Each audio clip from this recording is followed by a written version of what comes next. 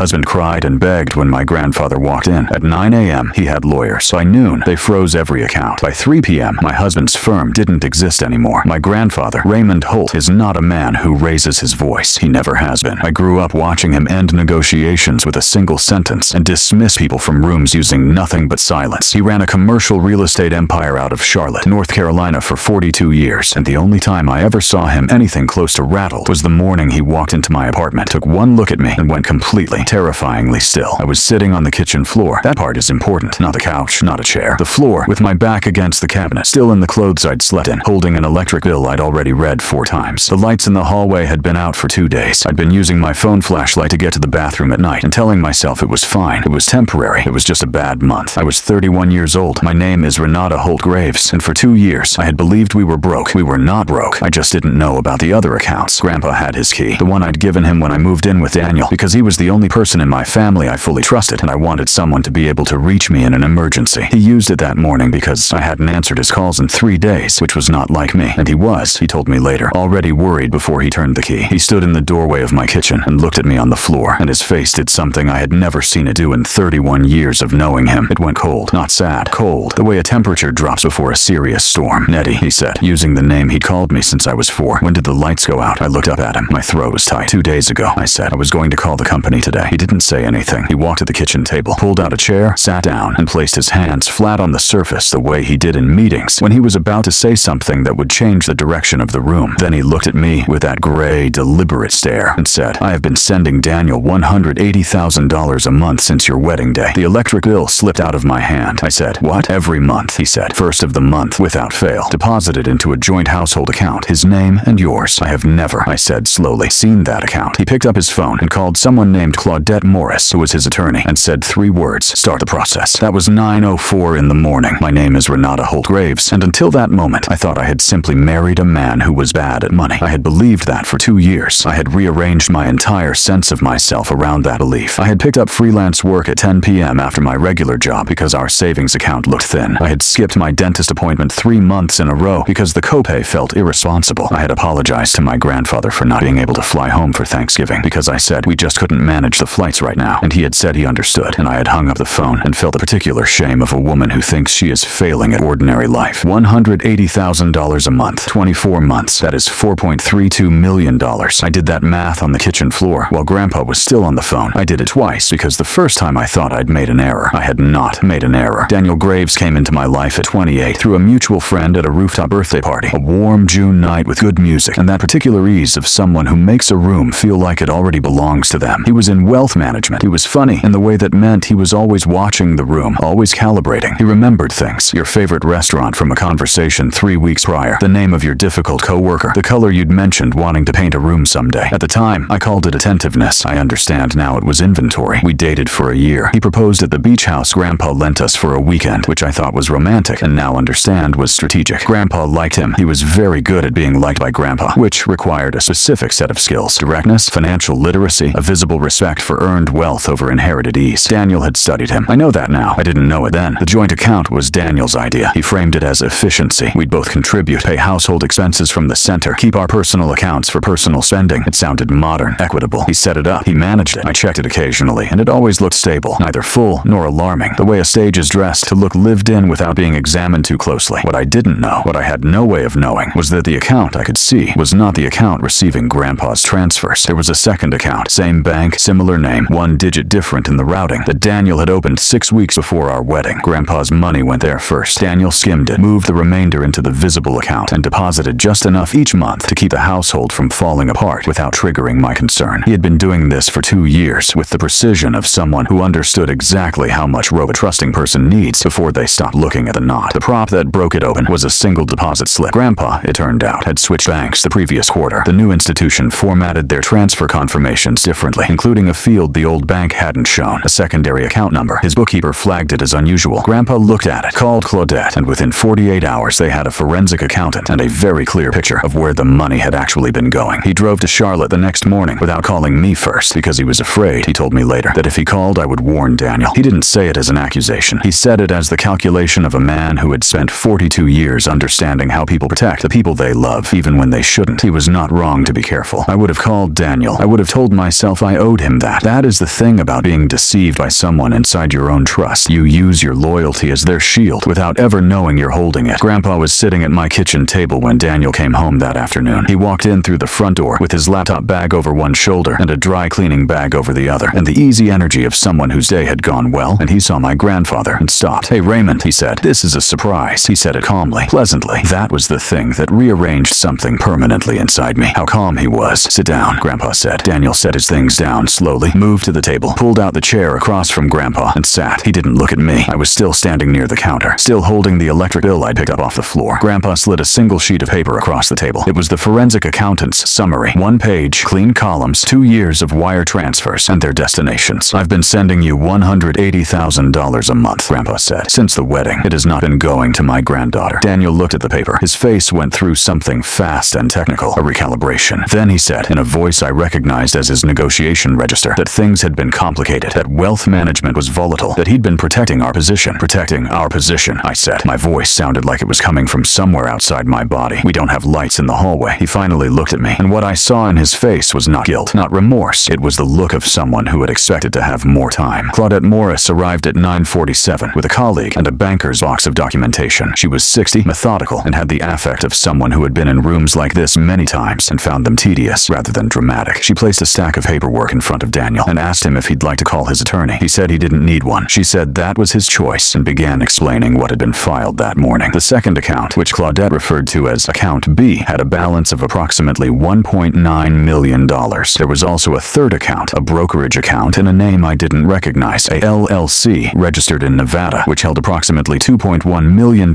in diversified investments. Both had been frozen by court order at 9:15 a.m. There was also, she said, setting a stapled document in front of him, the matter of an apartment. I looked at her. "A studio apartment," she said, "in the South End, registered to the Nevada LLC, maintained for approximately 14 months. The room went very quiet. I thought about the 2 to 3 nights a month Daniel told me he was in Raleigh for client meetings. I thought about how I had never once asked to see the hotel receipts because asking felt like distrust, and distrust felt like a failure of the marriage I was trying so hard to hold together." Daniel's jaw tightened. He said, "That is a business asset," Claudette said. "We know who uses it," and set a second document on the table that I didn't look at because I didn't need to. I walked out of the kitchen and into the bedroom and sat on the edge of the bed and looked at the window for approximately 4 minutes. I could hear Claudette's voice continuing in the other room, flat and procedural. I could hear Daniel's voice dropping, changing register, the negotiation tone evaporating into something more careful. Then Grandpa appeared in the doorway. He didn't say anything at first, just stood there with his hands in his pockets, that same stillness. Then, "You don't have to stay in this room." "I know," I said, "but you can, if you need to." I looked at him. He looked at me. There were 31 years in that look, and I felt all of them. I got up and went back to the kitchen. The civil filing had been submitted that morning, Claudette explained, to the Mecklenburg County Superior Court. Fraudulent concealment of marital assets, financial abuse under North Carolina statute. The Nevada LLC was a named entity. The brokerage account was a named account. She had also, she said, placed a call to the compliance division of the financial firm, where Daniel was a senior portfolio manager, because the client funds he managed were subject to fiduciary standards that the court filing's evidence might implicate. Daniel's face changed on that one for the first time. The composure shifted in a way that told me the firm mattered more to him than I had. That stung. I noted it. I filed it in the same place I was filing everything else, which was a space that had not existed this morning and was filling up very quickly. He asked for a moment to make a call. Claudette said, of course. He stepped into the living room, and I listened to his voice drop to something I'd never heard before, tight and urgent, and I thought, this is who he is when he thinks no one who matters is listening. His attorney arrived at 12:30. His name was Fletcher Wynn, and he wore a suit that was too expensive for the day he was having. He and Claudette spoke quietly in the corner for several minutes, while Daniel sat at the table and did not look at me. Grandpa sat beside me. He poured me a glass of water and set it in front of me, and I drank it and thought about the kitchen floor and the electric bill and the 3 missed calls from him I hadn't returned, and the particular architecture of shames that had made me hide all of it. At 1:17, Claudette received a call from the forensic accounting firm. They had identified a 4th asset, a vehicle, a 2023 model registered to the LLC. It was parked currently in the garage of the South End apartment. Fletcher Wynn leaned toward Daniel and said something very quietly. Daniel nodded once, the way people nod when they've lost an argument they knew they were going to lose, but had to have anyway. By 2:45, Fletcher Wynn had requested and received a preliminary asset agreement from Claudette. The frozen accounts would remain frozen pending the civil proceedings. Daniel would vacate the marital home within 30 days. There were additional terms that Claudette walked me through later in Grandpa's hotel suite with a cup of coffee I could actually taste by then, the shock having metabolized into something more like clarity. I stayed in the hotel that night. Grandpa had booked 2 rooms without telling me, which meant he had planned for the possibility possibility that I would need somewhere to go. That particular foresight, the quiet logistical care of it, was what finally made me cry. Not the accounts, not the apartment, not the look on Daniel's face when the compliance call was mentioned. The hotel room, already booked. The firm suspended Daniel pending investigation at 3:12 p.m. Claudette received the notification while I was in the hotel elevator. The civil case moved with a speed that Claudette described as uncommon because the documentation was what she called atmospherically clear, meaning there was no interpretive ambiguity, no room for a sympathetic reading of the evidence. The forensic accountant testified. The bank records testified. The LLC registration documents testified. The apartment lease, with its 14-month history, testified to things that were not technically part of the financial case, but established a pattern that the judge found relevant to the assessment of intent. Daniel hired Fletcher Wynn, and then a second attorney, and then, eventually, a third. Each one sent letters that Claudette returned with progressively more documentation attached, which I understood was her way of indicating that we had not yet shown them everything. We had not yet shown them everything. Daniel's mother called me twice. Her name was Harriet, and she had always been pleasant to me in the careful way of women who are managing a performance. The first call I let go to voicemail. The message was long and architectural, cycling through concern and defense, and finally arriving at a request that I reconsider the public nature of the proceedings for the sake of the family's reputation. I listened to it once and deleted it. The second call I answered. She said that Daniel was devastated and that I clearly didn't understand the pressure he was under. I said, "Harriet, there's a studio apartment in the South End." She hung up. The compliance investigation at the firm concluded 8 weeks after the initial filing. 4 client accounts had been used as temporary holding mechanisms for fund transfers that ran through the Nevada LLC before landing in the brokerage account. The compliance division escalated to the SEC. Claudette sent me an email with a single line. "The federal piece is now moving separately. This is good for you." I had moved back into the apartment because it was my apartment. My name was on the lease too, and I had been paying half the visible expenses for 2 years and had nowhere else affordable to go. Grandpa offered his guest room in Charlotte. I said no. I needed to be somewhere that was mine, even if mine currently meant a hallway with working lights again, which Grandpa had quietly arranged the morning after we left, having called the utility company directly without telling me, which I only discovered when I called to catch up the account myself and was told the balance had been settled. I argued with him about it gently. He said, "Let me, just this one thing," and I let him. The apartment was different alone. Not worse, exactly. Cleaner, in a way I hadn't expected. Like a frequency that had been running under everything had finally stopped, and the silence where it used to be was strange, but not terrible. I started sleeping better within 2 weeks. I noted that. The SEC inquiry became a formal investigation at the 4-month mark. Fletcher Wynn's letters to Claudette became shorter. Claudette described this as a good sign. She said, "Attorneys get verbose when they have material and concise when they don't." Daniel made one attempt to contact me directly. A voicemail at 11 p.m. on a Thursday. His voice measured and reconstructed into something that resembled the man I had married. The attentive one. The one who remembered small things. He said he had made serious errors in judgment. He said he wanted me to know that what we had was real, even if what he did was wrong. He said he hoped I could find a way to understand the pressure that had led him to make those choices. It was very polished. I could hear the work in it. I saved it, not for myself. I saved it because one day, if I ever need to explain to someone who Daniel Graves actually is, I want them to hear how he sounds when he is performing accountability while requesting absolution. There is a difference between those two things. He had never learned it. 6 months after Grandpa sat down at my kitchen table, I signed a lease on a new apartment, 2 bedrooms, 4th floor, with a window in the kitchen that faces east and gets the morning light in a way that makes the whole room look like something worth sitting in. Claudette sent the final civil recovery summary the same week. The frozen accounts, minus legal fees, and a portion held pending the federal proceeding, were transferred to an account in my name only. My name only. I went back to the work I'd paused when Daniel suggested I scale back to focus on building our life together. I had a background in environmental consulting, a field that had not waited for me, but also had not closed the door. I was rebuilding that slowly, on my own schedule, without apologizing for the pace. Grandpa called every Sunday. We talked about ordinary things, his garden, my work, the case updates when there were any. One Sunday he said, "I want to ask you something," and I said, "Go ahead," and he said, "Are you all right? Not the legal situation, you." And I thought about it honestly, the way he'd always taught me to, and I said, "I think I am. I think I'm getting there." He said, "That's all I needed to hear." The SEC case was ongoing. The civil recovery was final. The South End apartment had been liquidated as a LLC asset, and the proceeds absorbed into the judgment. Daniel's firm had dissolved. He was, as of the last legal correspondence, disputing 2 separate proceedings and losing ground in both. I didn't think about him every day. Some weeks I didn't think about him at all, which felt at first like forgetting something important, and then felt eventually like the ordinary experience of a woman who had stopped organizing her life around someone else's deception. The last thing Grandpa said to me the morning he left Charlotte, after the first night in the hotel, after Claudette's debrief, after the coffee that I could finally taste, was this. He said, "You thought you were failing. You weren't failing. You were being failed." I've held on to that sentence every day since, because the thing about being deceived by someone expert at it is that the evidence of the deception looks from the inside exactly like your own inadequacy. The tight budget feels like your fault. The missed appointments feel like your irresponsibility. The exhaustion feels like your weakness. You spend so much energy trying to solve a problem that was never yours that by the time someone shows you the ledger, you've already half convinced yourself you deserve the deficit. I was on a kitchen floor with a past-due electric bill, and $4.32 million had been moved through accounts I'd never seen. The difference between those two facts was Daniel. The distance between them was the 2 years it took someone who loved me to look at a deposit slip and make a call. I have a grandfather with a sharp eye and an attorney who treats discovery like a sport. That was enough. Thanks for watching video. Please like and subscribe.